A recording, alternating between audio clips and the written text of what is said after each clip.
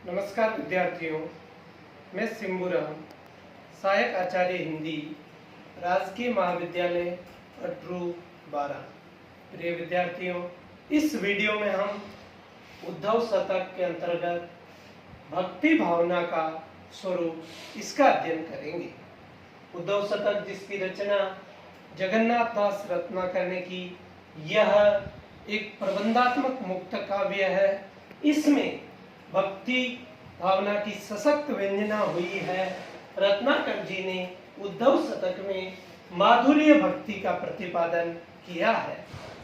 भक्ति भावना के स्वरूप को हम निम्नलिखित बिंदुओं के अंतर्गत अध्ययन कर सकते हैं: अनन्य भावना, सुदृढ़ प्रेम और एकनिष्ठता। उद्धव शतक में भक्ति की जो सशक्त व्यंजना हुई है, इसमें ब्रजनाथ भगवान श्री कृष्ण उपास्य हैं और ब्रजबालाएं गोपियां उनकी उपासिका एवं अनन्य प्रेमिकाएं हैं। मधुरा भाव की भक्ति में आराध्य का रसिक शिरोमणि होना अनिवार्य माना गया है। इसलिए उद्धव शतक में भगवान श्री कृष्ण के केवल इसी रूप का चित्रण किया गया है। इसमें इस रूप का आभास इसके आरंभ से ही मिलने लग जाता है। मंगलाचरण के अनंतर भगवान श्री कृष्ण का यमुना में स्नान करने और वहां से लौटने का जो वर्णन है, वह प्रेम सरिता से आप्लावित है।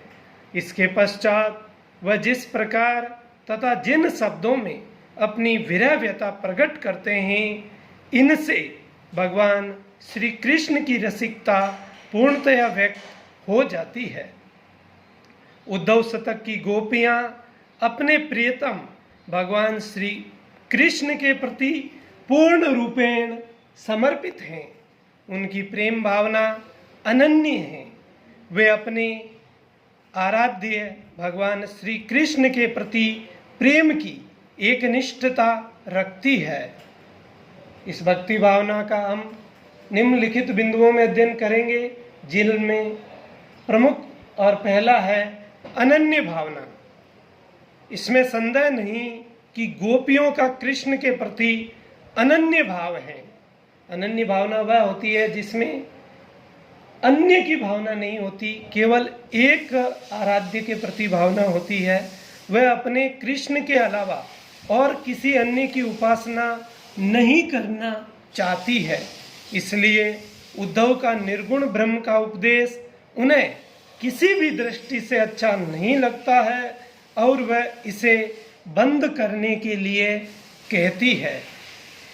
गोपियों के लिए कृष्ण प्राप्ति से बढ़कर और कोई लक्ष्य नहीं है। इसलिए वह उद्धव से स्पष्ट कहती हैं, चेरी है न ऊधो काहू ब्रह्म के बबा की हम, सूदो कहे देती एक काने की कमेरी है। इस प्रकार इनमें उद्धव शतक में अनन्य भावना गोपियों की भगवान श्री कृष्ण के प्रति अभिव्यक्त हुई है।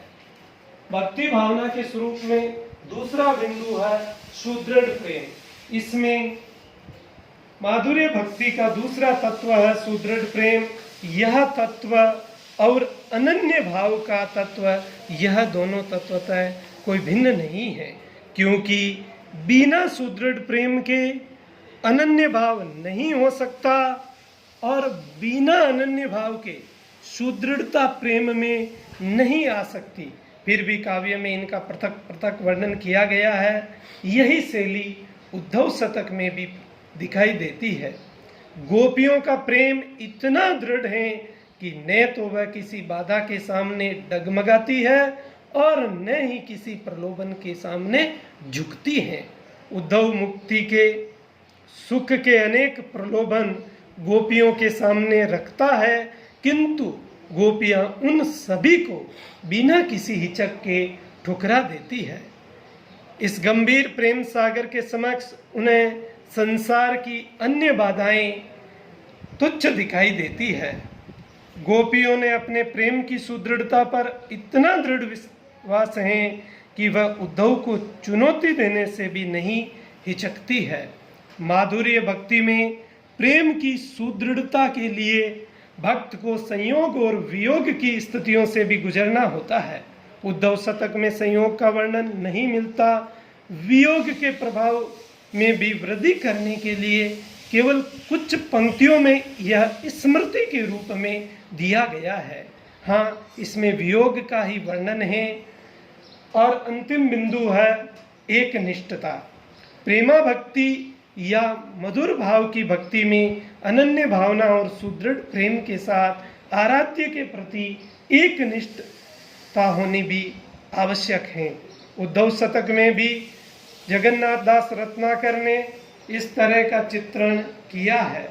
गोपियां अपने यमुना तट, मुरली तथा अन्य उपादानों का उल्लेख करती हैं, तो बाद में ज्ञान गौरव के नष्ट हो जाने पर उद्धव के हृदय में भी प्रेम भक्ति जागृत होती है और वह एकनिष्ठ भाव से अपनी भक्ति प्रकट करते हैं। इस प्रकार संपूर्ण काव्य में भक्ति भावना की सशक्त व्यंजना हुई है और मुख्यतः माधुर्य भक्ति का प्रतिपादन किया गया है। धन्यवाद।